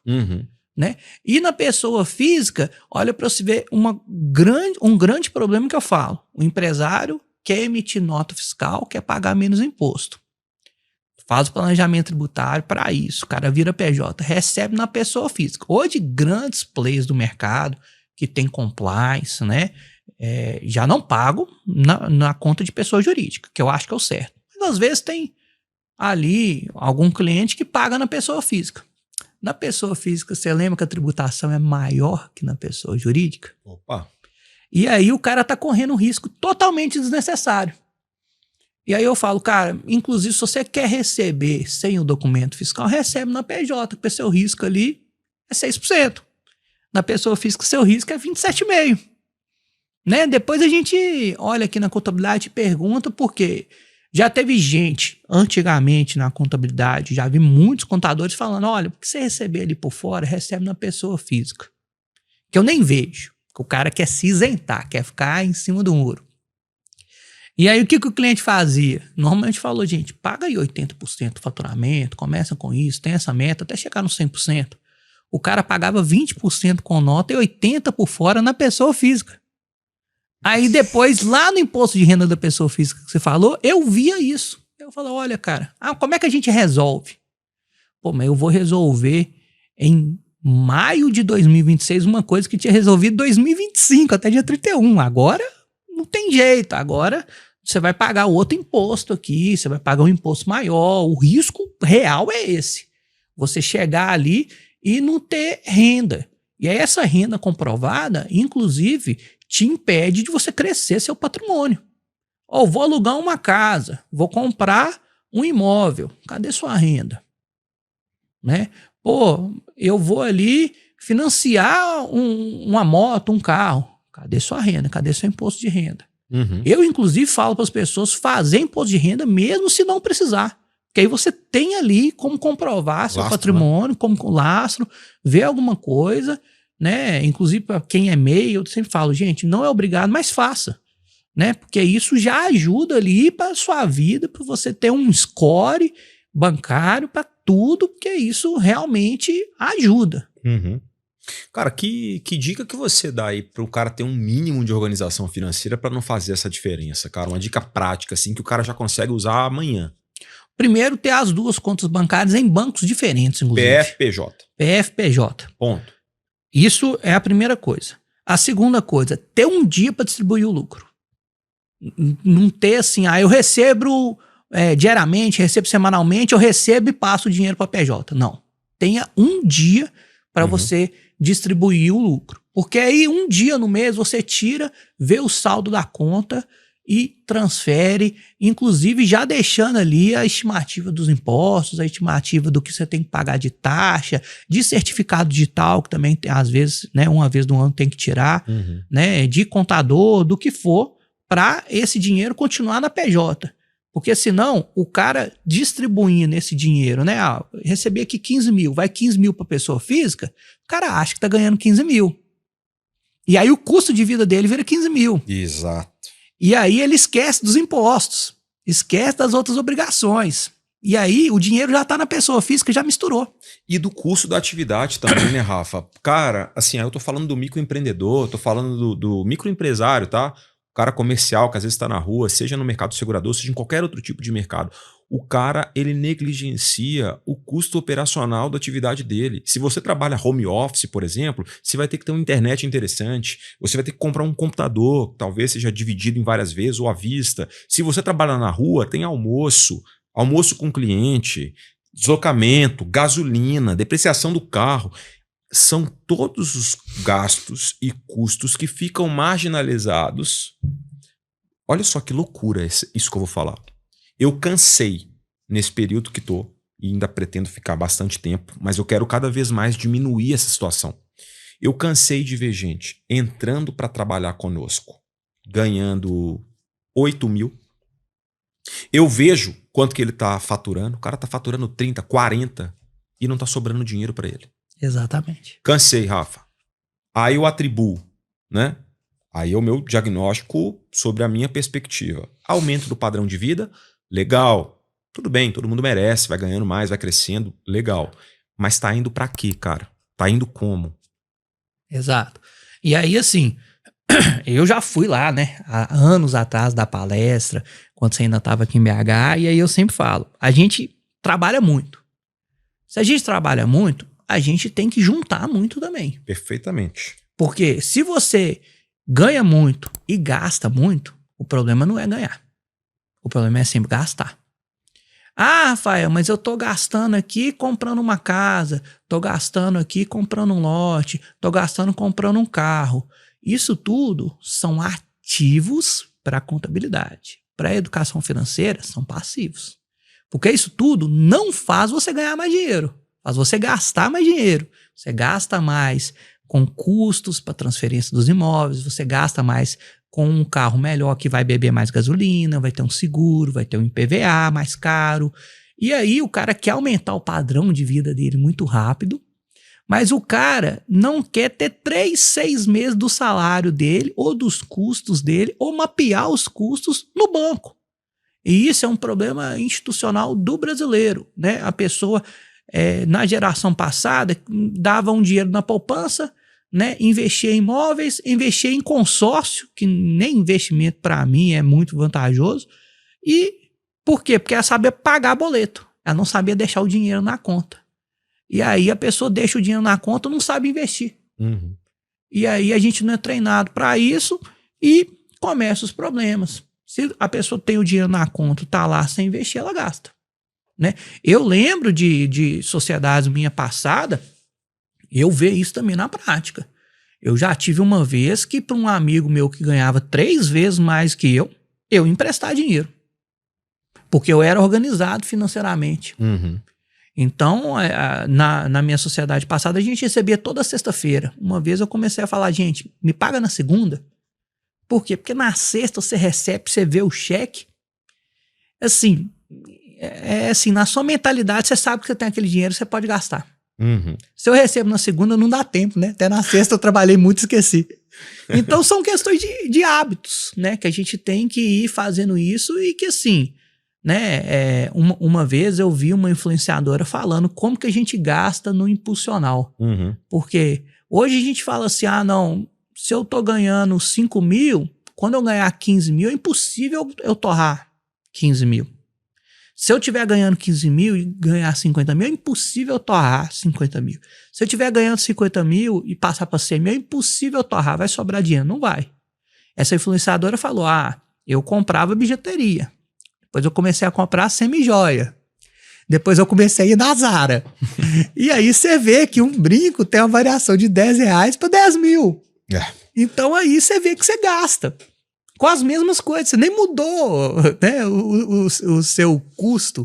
Ou você pegou e quis construir o seu patrimônio. E o seu patrimônio todo é engessado, como eu falei. O seu patrimônio está em carro, está em imóveis. Aquilo não é um ativo financeiro que vai te dar dinheiro, vai te dar retorno, né? E aí, pô, quantas pessoas que a gente atende que tem pais que fizeram isso a vida inteira, quando falece, se não tem um seguro para receber uma bolada ali, o cara vai desfazer do próprio patrimônio para continuar com aquele patrimônio. Fato. Então aí é sua área. Aí a gente entra, né? A gente traz liquidez, né? Exato. Ô, Rafa, vou entrar num ponto que virou boom agora, cara. 27 de novembro de 2025, Lei 15.270. Arrepiou os cabelos de alguns. Percentualmente, o impacto é pequeno para os empresários, mas primeiro escolhem 27 de novembro, final de ano, assim, muita coisa acontecendo para aprovarem isso. Sem contabilizar. O que mudou, velho? O que vai mudar? Vamos lá, vamos colocar em 3 partes. O que vai mudar com essa lei? O pessoal aprova sem dar nem 90 dias pra gente se acostumar. E aprova com muita insegurança com isso. Todo mundo em pânico. Assim, aí entra um tanto de barulho, alarme falso, ruído. Assim. E aí, cara? Assim, a comunidade contábil tá pavorosa. Tá cada um falando uma coisa, tá muito difícil, porque realmente essa insegurança é muito grande. O que aconteceu na prática? Essa lei 15.270, ela reajustou para quem ganha até 5 mil não pagar imposto de renda. Então, boa parte da população comemorou. Mas ela também criou um imposto novo, que é a taxação de altas rendas. Para quem ganha mais de 50 mil, ser sobretaxado na PF, na pessoa física. E quando ela criou isso, para quem recebia lucros isentos, que aí a gente está conversando para empresários, né? Ela falou, olha, a isenção vai ter ser 600 mil no ano, ou 50 mil por mês, por CPF. Então, se você passar desse valor, você vai ter que ter uma retenção na fonte de 10%. E aí ela não deixa claro como que é essa retenção, porque quando a gente entende retenção na fonte, a gente entende que vai ser pago um valor líquido. Então, o que aconteceu na prática? Eu estou recebendo 50 mil de lucro. Vou receber 55 mil de lucro no mês que vem. Dentro do mesmo mês, pro mesmo CPF. Se eu receber 55, eu tenho que pagar 5.500 para o governo. Dá menos que 50. Uhum. E aí, tem gente que na comunidade entende que essa conta tem que ser maior para dar os 55 mil líquidos. Tem gente que entende que é 10% sobre o montante que foi transferido, que é 5.500. E aí é difícil porque a gente não tem o código do DARF, que é como a gente coloca, o documento de arrecadação da Receita Federal. Não tem o dia que vai pagar, mas sabe que vai começar dia 1º de janeiro de 2026. Cara, que loucura. Vai pagar em fevereiro. Isso a gente sabe. Mas a lei, né, fez essas remendas, criou esse imposto que não existia no Brasil, né, essa taxação, né, de altas rendas. O pessoal fala super rico, como se 50 mil no mês, para quem tem um custo de vida alto, fosse, né, super rico. Porque se você tem 2 filhos igual eu, você sabe que se você ganhar 50 mil na sua renda familiar, né, e ter um custo de vida alto aí, dependendo do que você vai, para a escola pública, para as coisas tudo particulares, não vai sobrar tanto dinheiro igual eles acham que está sobrando, não. Mas isso daí, inclusive, sobretaxou quem é CLT também. Uhum. E aí, lá no imposto de renda de 27, referente a 2026, você vai ter que complementar se você passar de 600 mil de todas as suas rendas. E aí que começa, porque teve várias rendas que eram isentas. Então, CRI, CRA, LCI, LCA era isento, né? Imposto sobre herança é isento. Ganho de bolsa de valores até 20 mil é isento. E aí a lei pegou e falou, olha, se você receber todos esses rendimentos isentos aqui, mais de 600 mil com seus rendimentos tributáveis, se for até 600 mil, você não paga nada. Então, teve retenção, provavelmente você vai ter uma restituição desse valor. Aí a gente fala provavelmente por causa da insegurança, que nem a lei deixa isso claro. Claro. E Brasil, né? Insegurança jurídica no Brasil. A gente tem aquele 99% de chance, mas o 1% que o Wesley fala que é vagabundo, então não tem jeito. Tudo que você fala judicialmente no Brasil, você tem que falar que é a direção. Provavelmente vai acontecer isso. Na prática, a gente tem uma insegurança. Se for de 600 mil a 1,2 milhões, aí essa alíquota vai subindo conforme é o seu faturamento. Se for 700 mil, eu vou complementar ali, né, 1%, 2% em cima de tudo que eu ganhei. Então vai ter uma bolada a mais do seu imposto de renda. Então vai precisar de contador de novo para ajudar nesse planejamento tributário. Se for acima de 1,2 milhões, Rafael, 10%. 10% é a alíquota acima de sobretaxada de altas rendas. Acima de 600 mil.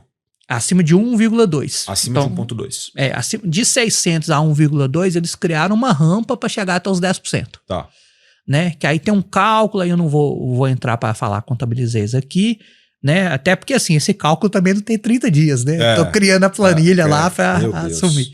Mas realmente vai ter essa sobretaxa. E aí qual que é o problema? Porque às vezes a pessoa tem vários negócios, né, Samuca? E aí a renda sempre foi isenta de vários negócios. Claro. E aí você vai ganhar ali 20 mil num negócio, não vai ter a retenção dos 10%. Aí você ganha 40 mil no outro, não vai ter a retenção dos 10%. Mas quando juntar 20 mil com 40, 60, você vai pagar mais lá no imposto de renda, tendo um lucro, que é isento, que já foi taxado na PJ. Exato. E aí que começa às vezes o negócio de 20 nem vale a pena mais. Olha, aí é estudar. Não é? Aí é estudar porque o que a gente acha que vai acontecer? Pegar e ter um bom contador para falar assim, esse negócio de 20 ali, será que o plano de saúde que eu tenho na pessoa física não vira plano da pessoa jurídica? Para eu colocar a despesa lá? Né? Eu tenho certeza que, por exemplo, pessoa física, corretores, às vezes a pessoa tem um gasto para ter esse deslocamento, né, para ter passagem aérea, tudo no cartão de pessoa física. E até então a gente também, como era simples, lucro presumido, tudo isento, nunca preocupou de ficar tudo contabilizando certo. Isso. Exato. Né? A gente já pegou inclusive balanço de outros colegas que tinha lá um lucro muito alto que a pessoa não distribuía. E aí, olha, será que não compensa um cartão de PJ agora?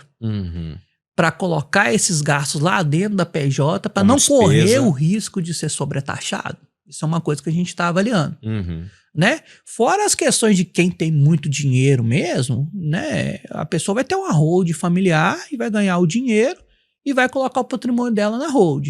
Isso aí já é o que acontece. Só que não é para o nosso público de fato, porque hold familiar, quando você tem uma sociedade que tem sócio como PJ, você não pode nem ser do simples. E aí vai começar a ter esse problema.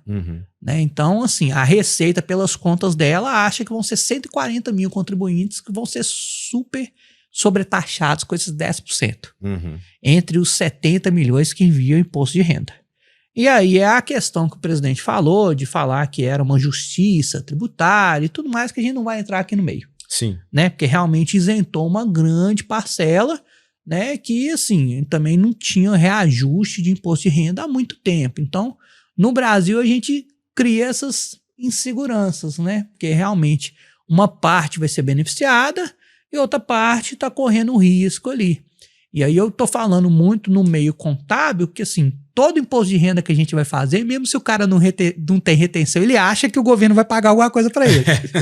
E aí eu falo, gente, o governo não vai pagar nada para você porque seu lucro é isento. Eu sempre explico isso. Ó, seu lucro é isento não tributável, então ele é definido no imposto de renda. Né? Você não vai pagar mais nada, como você também não vai ter nenhuma restituição, mesmo tendo gastos.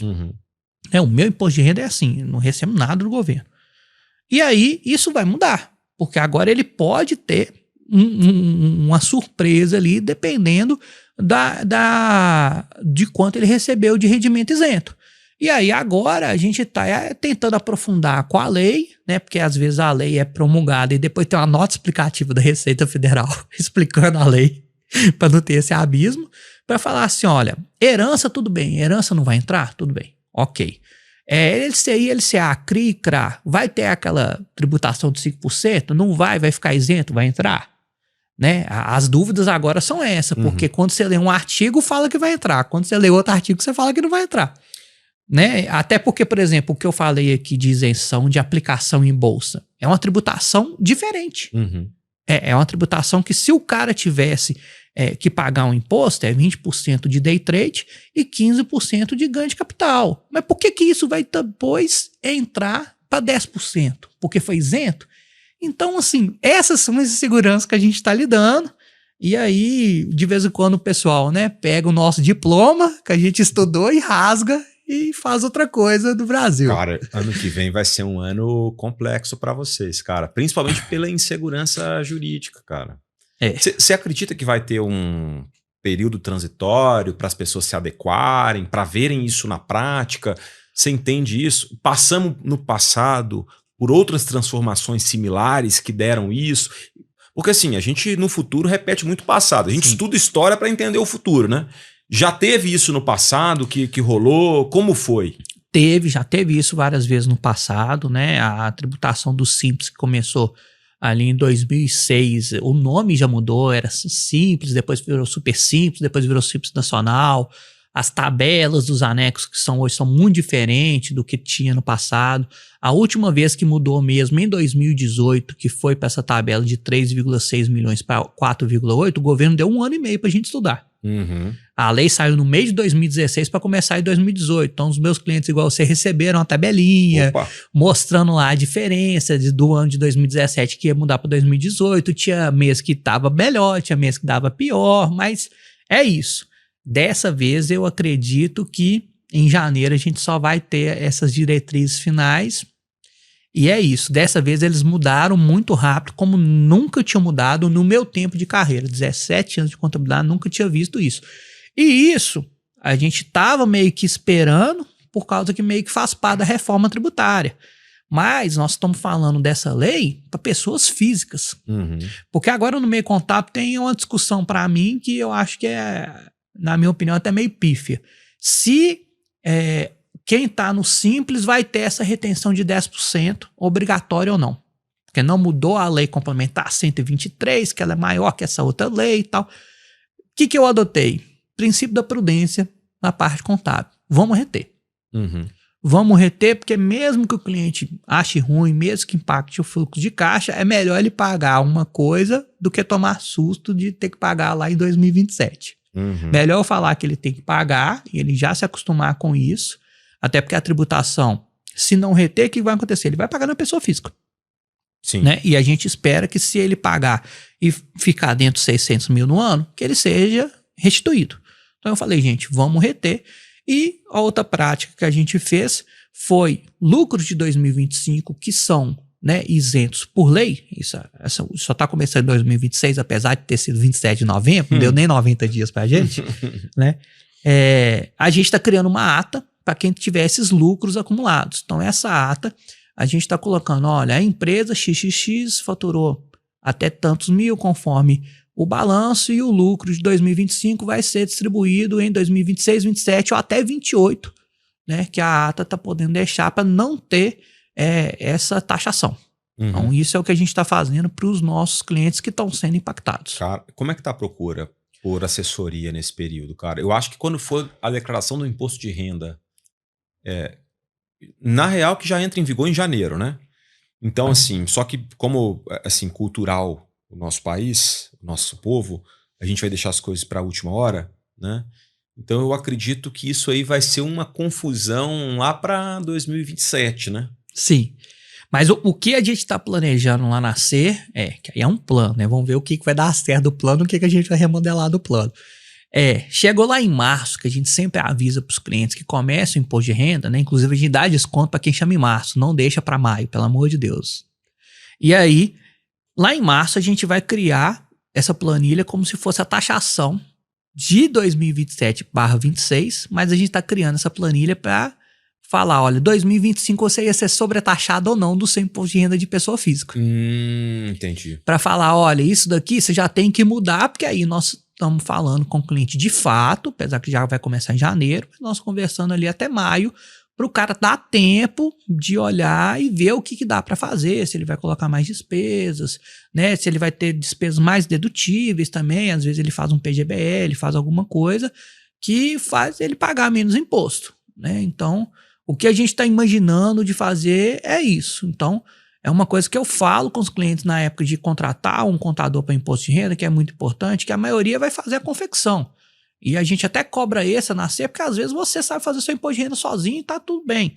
Só que na CER a gente faz a confecção, faz a análise e a gente tem um robô que vai ter lá o acompanhamento pós-declaração do imposto de renda. Então esse robô que faz com a procuração que a gente pede para os clientes, ele me dá um alerta, Samuca. Se você fez o imposto de renda e caiu na malha fina, mudou o status, no outro dia o robô já me avisa. Então é uma segurança para o cliente de ter isso. Então não é só, não vou só preencher o papel, não vou fazer só a confecção. Vou fazer essa análise, né, para ver se você consegue, né, não pagar nenhum imposto agora e acompanhar o pós-imposto de renda também, que é importante. Cara, você acha que essa reforma ela altera a sua visão comparativa sobre PJ-CLT? Olha, eu acho que altera. Por quê? O que a gente tem hoje do Simples é esse cálculo. Mas como na reforma tributária vai ter essa apropriação de crédito, a gente acha que o lucro presumido vai ficar bem parecido com o real e vai meio que morrer. E assim, adiantando, eu acho que a maior mentira da reforma tributária é que o Simples Nacional não vai mudar nada. Vai mudar muita coisa. Mudar, né? Você vai ter que destacar impostos, você vai ter que olhar com o seu cliente maior ali, qual que é o melhor regime para ele, porque se você não fizer isso, pode ser que você perca contrato. Eu já vi gente que falou assim, Rafael, eu preciso sair do Simples porque essa empresa só compra de quem não é do Simples, você acredita? Por causa de apropriação, às vezes de impostos, né? Porque às vezes você tem um preço melhor, mas o cara vai comprar e não vai apropriar tanto crédito. Então isso vai mudar bastante, aí você precisa ter uma assessoria para ver os impactos disso, porque a reforma tributária, Samuca, ela começa com todas as letras em 2027, mas ela vai até 2032 ou 33, se não me engano. Então tem períodos de transições ali que assim, a gente fala na contabilidade que fora Luca Pacioli, que inventou o débito e crédito com o método das partidas dobradas em 1492, mais antigo que o Brasil. Fora isso, a reforma tributária é a maior mudança da contabilidade. Então, isso está mudando e vai demorar um tempo para todo mundo acostumar com essas questões que já começam ali em 2026, mudanças na nota fiscal, como começou, né? Esse ano, quando eu voltei de licença paternidade, a 1º de novembro, todas as empresas do Simples começaram no Portal Nacional em vez do Portal de Belo Horizonte. Aí Belo Horizonte quis ir para o Portal Nacional de nota. São Paulo não. São Paulo ficou com um portal lá do que eles falam, nota do milhão. E aí isso já vai impactar muita coisa. Porque eu já tenho 2 portais de novo. Eu queria que ficasse tudo nacional, porque até ficar bom fica muito ruim antes. Mas uma hora fica bom. Tiririca, né? Cara, então você tá me dizendo que a maior mentira que contam aí sobre essa reforma tributária é que o Simples Nacional não vai ter impacto? Exato. Vem cá, se contam uma mentira várias vezes, alguém tá ganhando com isso. Quem você acha que tá ganhando com isso? Olha, aí eu acho que o governo tá ganhando com isso, porque o governo fez toda essa questão de correr com a pessoa física primeiro. Mas ele não ajusta a tabela do Simples já tem 7 anos inteiros, porque o último ajuste foi em 2018. Então, pode ser que ele ajuste para 2026 e tem projetos de lei desde 2020, 2021 para ajustar tanto do Simples quanto do MEI. Mas a partir do momento que você não ajusta uma tabela, você arrecada mais. E aí eu não estou criticando o governo atual nem o antecessor, porque todos os dois fizeram isso. Né? A tabela está aí desde 2018 sem ajustar. Então você obriga meio que as empresas a ir para outro regime tributário. Por quê? Porque a empresa vai faturando mais, meio que não seja no reajuste do IPCA. Né? Você vai ali aumentando o seu preço porque tudo vai ficando mais caro. E aí você acaba pagando mais ou menos imposto, né? Porque a tabela não consegue ser reajustada anualmente, porque a lei não dá isso. Então acaba que o governo sempre bate meta de arrecadação por causa disso.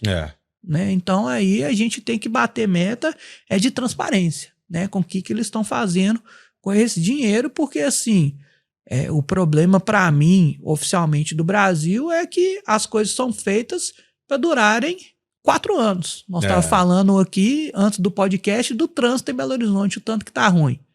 E aí eu que peguei Antônio Carlos durante 10 anos da minha vida, em 10 anos você pegou 3, 4 reformas grandes do Antônio Carlos. Pode acontecer em 10 anos. Uma reforma bem feita, ela tem que durar 5 anos no mínimo. Né? Então aí que você vê que o gasto público é ineficiente. Ô Rafa, né? esse tema foge da pauta do podcast atual da contabilidade, cara, mas é um tema que vale a pena evidenciar, né? Vale. Sabe por quê? Decisões num regime democrático são decisões que são sempre alinhadas com interesses de renovações de 4 em 4 anos para eles se reelegerem. Exato. E decisões de longo prazo, muitas vezes, são decisões antipopulares. Quem vai ter coragem de tomar decisões antipopulares em um sistema que se renova de 4 em 4 anos, cara? Exato. Isso daí que é um grande problema. Isso aí é um dos maiores problemas para a gestão, né? Que a gente está falando. Sim. De vez ou outra aqui para gestão. A nossa gestão é ineficiente. Exatamente por causa disso. Se tivesse ali mais tempo, e eu acho que a reeleição também é algo que me irrita, sabe? Porque a pessoa fica querendo se manter no cargo, em vez de pegar e... Tá, eu tô no cargo, então eu vou fazer bem feito. Até porque a reeleição de 4 em 4 anos, você tem 1 ano só de período eleitoral. Então você trabalha 3 para ficar 1 ano em eleição, você tem 1 ano de adaptação. Exato. E aí o tempo acaba, né? Mas é algo que a gente falou porque é inerente a impostos, né? Eu não queria puxar esse tema. Não, claro, cara, porque esse imposto a carga tributária do Brasil é assustadora, cara. E olha para você ver sobre essa questão de carga tributária, eu vou fazer um adendo. A carga tributária do Brasil não é nem de perto uma das maiores do mundo. Só que você pagar na pessoa física 27,5 e ter que pagar coisas, né, na sua vida pessoal de forma particular é o que deixa a carga tributária muito grande, até porque a carga tributária é sobre o consumo. Sim. Eles estão querendo colocar esses 10%, que eu não vou falar se sou contra ou sou a favor, mas eles estão colocando tributar pela renda. Uhum. E essa ideia de ter um imposto cumulativo, a ideia é tirar isso que sempre foi errado de ser pelo consumo. Até porque pensa comigo, o resto do mundo, né, tem uma carga maior, pois aqui nós estamos falando de 27,5%, tem países como na Alemanha, 50%, mas tudo funciona e você deixa 50% lá e não precisa contratar nada, é o que dizem. Uhum. Né? E também a tributação sobre a renda, eu particularmente acho interessante, por quê? Porque toda vez que você deixa o lucro na empresa, você está gerando mais emprego. Uhum. Então, se você não distribuir para o sócio e está deixando o lucro na empresa, você está reinvestindo no seu próprio negócio. Uhum. E que é um ótimo investimento, a gente sabe. Então, tem essas discussões que são assim, não são políticas, pelo amor de Deus, né? Nós não estamos aqui para falar A ou B ou lacrar, mas que no resto do mundo funciona. Se o cara tirar o lucro da empresa, ele vai ser tributado. Se ele deixar, ele consegue gerar mais renda. Então, é uma discussão muito grande. Se você tem mais caixa na empresa, você consegue deixá-la maior, você consegue pagar os outros melhores, né? Então, essa parte de gestão é bem importante e a reforma tributária está aí para tentar mexer nesse quadro que foi criado errado em 1500, né? Porque em 1500, meu pai, que era professor de história, gostava de falar que tinha o santinho do pauoco, que era como as pessoas sonegavam, né? Fazia um santo e colocava o ouro lá para dentro, porque o ouro ficava no Brasil, não, o ouro ia para Portugal. E aí, junto com o santinho do pauoco, a gente tinha o quinto dos infernos, que era 1/5, que era 20% que você pagava de imposto. Então, assim, disso daí, nosso tataravô que participava. Então, era errado porque nasceu errado. Né? Então, a gente tem esse preconceito de falar de imposto, de dinheiro, muito por causa disso. É pelo como ele é aplicado, né, cara? Como ele é aplicado e por quem ele é gerido e sem lado A, lado B, é geral, né? E assim, isso é assim há mais de 200 anos. Então, vamos ver o que vai mudar, vamos ver que o pessoal vai fazer de transparência? Porque arrecadar e pagar imposto nós estamos pagando. Muito, né? Fica atento aos próximos passos. Ô, Rafa, chegou a hora de descer do muro, hein? Vamos lá, tá pronto? vamos lá. Antes eu posso contar uma historinha, não sei se você já contou ela no podcast, mas uma vez eu escutei uma questão de descer do muro muito legal. Fala aí, fala aí. É o seguinte, a historinha. Do lado do muro tinha o fracasso. E do outro lado do muro tinha o sucesso. E aí, o sucesso ficava falando com a pessoa: vem pro meu lado, vem pro meu lado, vem pro meu lado. E o fracasso ficava calado. E o sucesso ficava: vem pro meu lado, vem pro meu lado. E o fracasso ficava calado. Até que o sucesso virou pro fracasso e falou: por que você não fala nada? O fracasso falou: em cima do muro é meu. Boa, essa é boa, hein? Em cima do muro é meu. Se você ficar em cima do muro, já tá no fracasso. Gostei. Essa é muito boa. Boa pra abrir agora, hein? Essa é boa. Você não contou essa em nenhum episódio? Nunca, cara. Oh, cara. Gostei, hein? Essa é boa. Essa é boa. Vamos lá, olha só. O que você prefere? MEI ou ME? ME. Prefiro o ME, porque eu acho que a gente não pode limitar o faturamento do MEI. O faturamento do MEI tá muito baixo. Você realmente abrir uma empresa para poder faturar 6.750 de bruto, você tem um comércio, hoje é muito pouco com o preço das coisas. Né? Vamos supor que você tem um sapato que você vende a R$100. Você pode vender quantos sapatos se você fatura 6.750? Né? Essa conta começa a ficar apertada. Quando a gente divide, aí você vai falar: pô, eu posso vender 675 sapatos, mas eu tenho 30 dias, eu não posso vender 20 sapatos por dia, que eu vou estourar o MEI, né? E ainda tem o custo da margem. Então eu acho que ME eu gosto mais. Show de bola. Lucro simples ou lucro presumido, cara? Hoje eu vou mais no simples. Simples? Hoje eu vou mais no simples. Porque assim, todos os dois tributam sobre o faturamento, né? Sem olhar despesas hoje.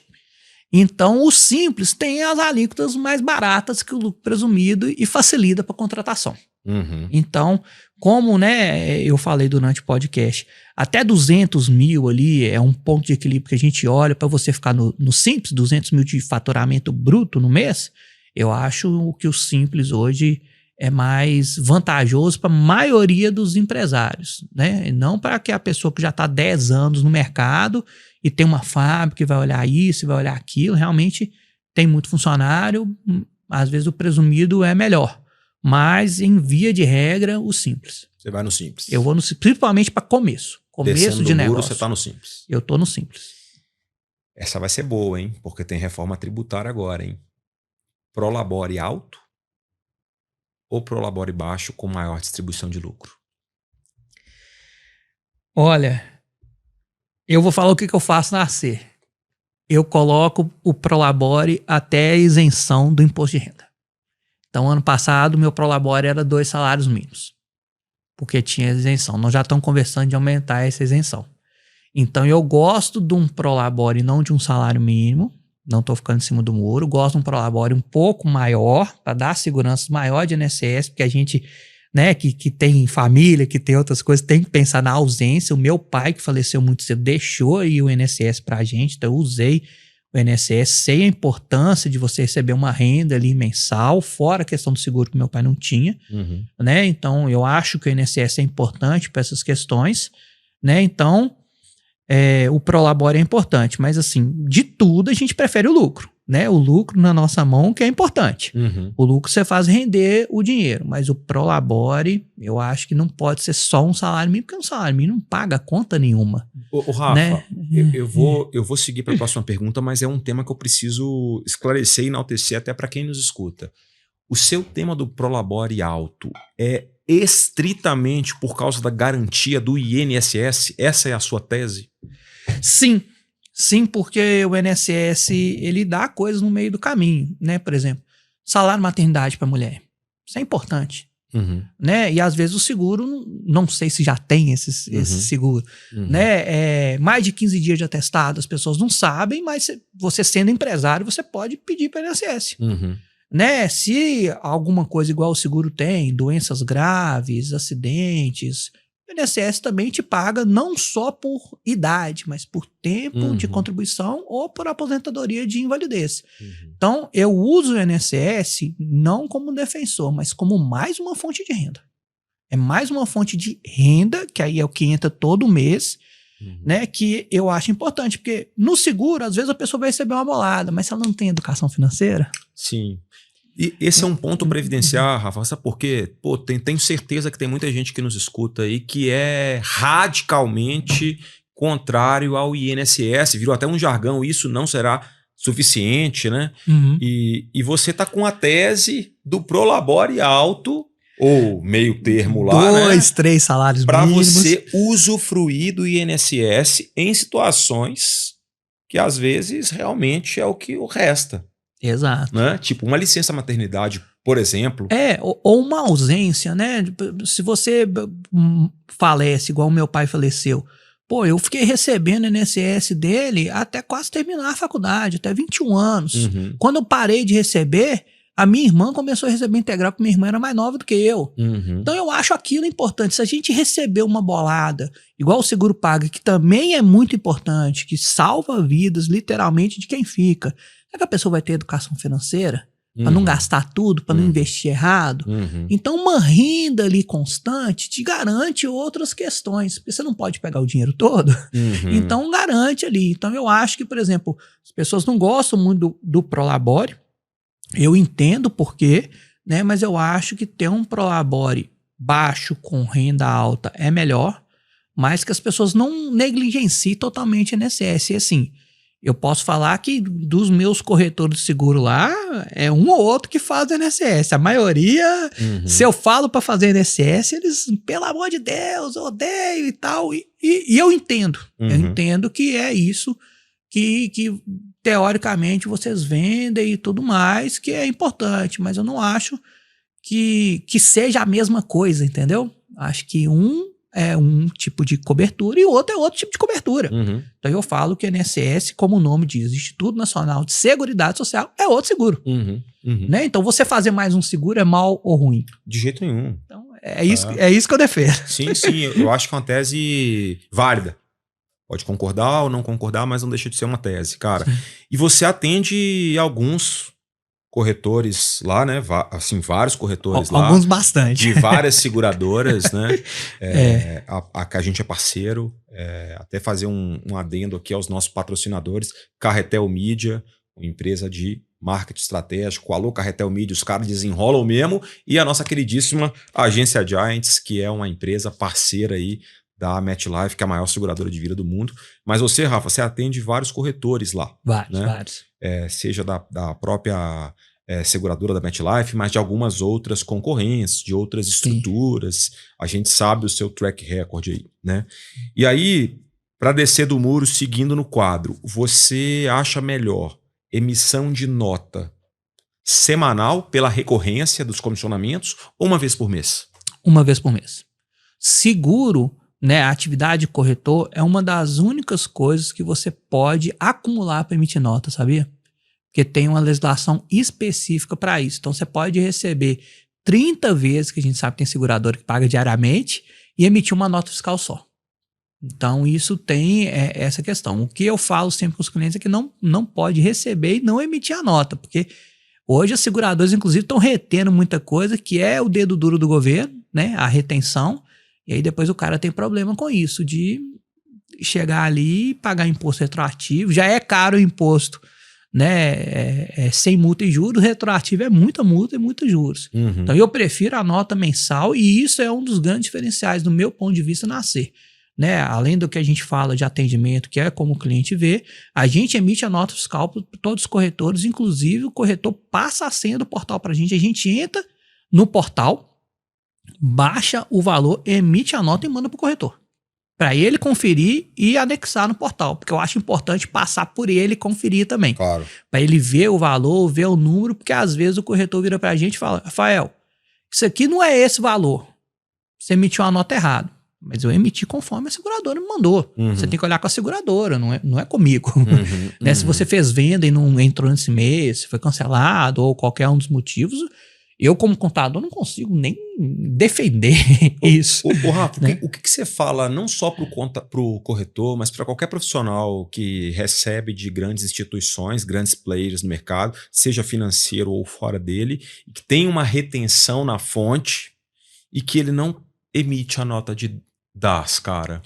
Eu falo que você vai cair na malha fina cedo ou tarde. Você tá brincando ali com um problema sério. E Na aí, PF ou na PJ? Na PJ. Porque assim, quando tem retenção, a retenção na fonte, seja do ISS ou seja de qualquer imposto federal, é feita para o governo saber que você recebeu antes de você contar. Você não precisa da nota fiscal para falar que você recebeu. Porque tem vários seguradoras que pagam sem nota. Mas eles fazem a retenção por causa dessa especificação que eu contei. Então, você ali tá brincando. Se você vai cair ou não, você tem 5 anos mais 1 de prescrição, 6 no total para descobrir. E se a bronca é grande ou não, depende do seu faturamento. Quantidade de risco. A pessoa fala, eu tô correndo muito ou pouco risco. Depende do seu faturamento. Se você sonegou R$1.000, é diferente de você ter sonegado 10 mil, que é diferente de você ter sonegado 100 mil. Né? E aí entra governo, sai governo. Eu já vi o governo entrar e falar, hoje a gente precisa arrecadar muito. Vamos chamar todo mundo aqui que sonegou. Uhum. Como eu também já vi gente, olha pra você ver, esse caso é rapidinho, é bom, que não emitiu nota fiscal. Falou, o pessoal não tá me pedindo nota fiscal. Aí a pessoa foi excluída do Simples porque a situação estava difícil, não pagou os impostos e tal. E aí que ela falou, não vou emitir nota fiscal mesmo, porque a carga tributária aumentou, fiquei no lucro presumido, não vou emitir. E eu falei, olha, você tá sabendo que seu risco tá aumentando. Uhum. Aí trabalhei com a pessoa, conseguimos regularizar os impostos e voltar a pessoa do Simples. 2 anos depois, a pessoa recebeu uma cartinha da Receita falando, entrou tanto no seu banco, você emitiu 0 de nota, você tem que pagar esse imposto, já com multa e juros, tá aqui o DARF. E isso, gente, antes de Pix. Antes de Pix. Porque com Pix tem mais controle e mais movimentação bancária. Uhum. Quando a gente vê que o governo criou o Pix e o dinheiro no papel, é até difícil explicar pro meu filho o que é a moedinha, porque não tem papel, né? A gente anda com R$10 da carteira que fica 6 meses lá, e aí, o governo tem mais controle também. Então não é à toa que o sistema bancário do Brasil é referência, não é à toa que o Pix é brasileiro, porque aqui, como a gente tá falando, desde que criou, o pessoal gosta de sonegar, não adianta. Então, quando essa pessoa recebeu essa cartinha, a pessoa me ligou e falou, Rafael, o que eu faço? Eu falei, paga antes deles orarem mais. Paga logo. Paga e vamos regularizar. Mas a gente vai regularizar como? Não, daqui pra frente. O pra trás você continua correndo risco, vê se você vai receber outra cartinha. Mas regulariza sempre daqui pra frente. Entendi. É importante, né, cara? Porque assim, tem pessoas que por momentos, fluxo de caixa, correm esse risco, né, Rafa? Isso é comum, Exato. Né? É muito comum, infelizmente, e a gente tá ali como contador para alertar, né? Do mesmo jeito que, por exemplo, só dando uma palhinha do que a gente tava falando do INSS antes, por que eu comecei a bater muito nessa tecla? Porque eu já tive, igual vocês, de dar notícia ruim pro cliente. Já teve cliente meu que me ligou e falou, Rafael, eu estou com câncer, dá uma entrada no INSS para mim? E eu falei, não posso. Por quê? Porque lembra na reunião que você quis não pagar R$150 por mês de Prolabore do INSS? Lembra. Você não tem esse direito. E se eu pagar retroativo? O INSS não pega. Infelizmente, você tinha que estar contribuindo 6 ou 10 meses, vai depender da doença, vai depender da regra, não vou falar certinho aqui para não errar. Mas você tem que dar essa notícia para a pessoa. Você não tem direito a receber nada, você está com câncer e você não vai receber nenhum salário mínimo para ajudar no tratamento e agora você tem mais despesa. E as pessoas não sei nem se tinha seguro, tomara que tenha.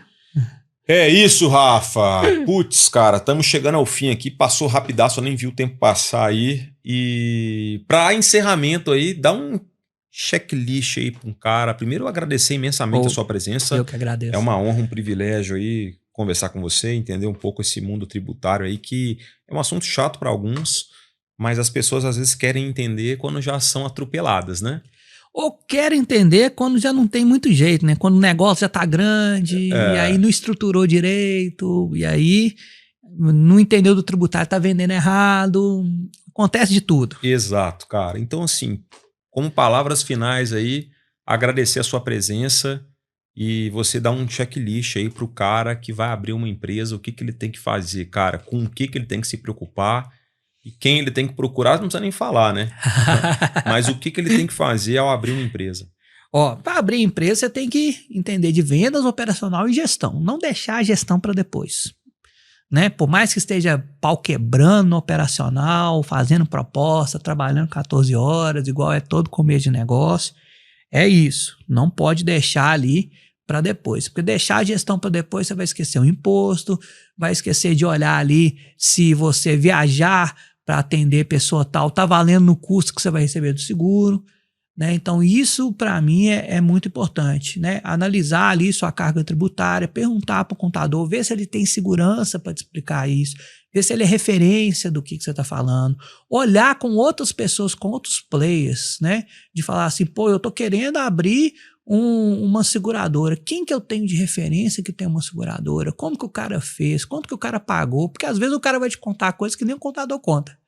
Né? Então, isso é muito importante, né? De estar bem assessorado e não esperar que as pessoas vão te dar consultoria gratuita. Né? Porque consultoria é pegar na mão, assessoria é responder dúvida.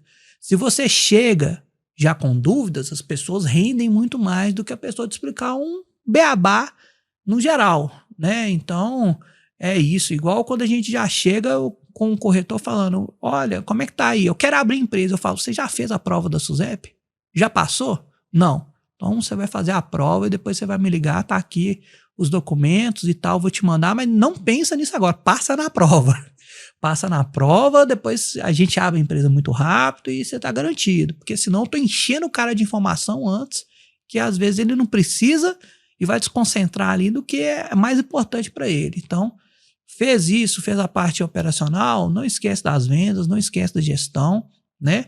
Ganhou dinheiro, não esquece de saber administrar o dinheiro, né? E olhar com carinho pro contador, porque eu acho que o contador, com tudo isso que nós estamos falando, Samuca, vai ser um parceiro sempre estratégico. Sem dúvida nenhuma. Não vai ter jeito mesmo, sabe? A contabilidade, por mais que a gente fique meio bravo com essas mudanças, quando vem mudança, eu falo, gente, agora nós estamos virando essencial de novo pro empresário. Não vai adiantar o cara querer ir para a contabilidade online, pagar baratinho e depois não conseguir emitir a nota fiscal dele. Que é isso que aconteceu dia 1º de novembro agora.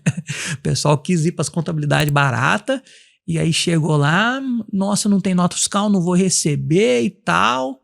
Né? Depois o cara não manda, se o cara tá devendo, é excluído do Simples, aí eu falo, vai para Ser Contabilidade que a gente atende.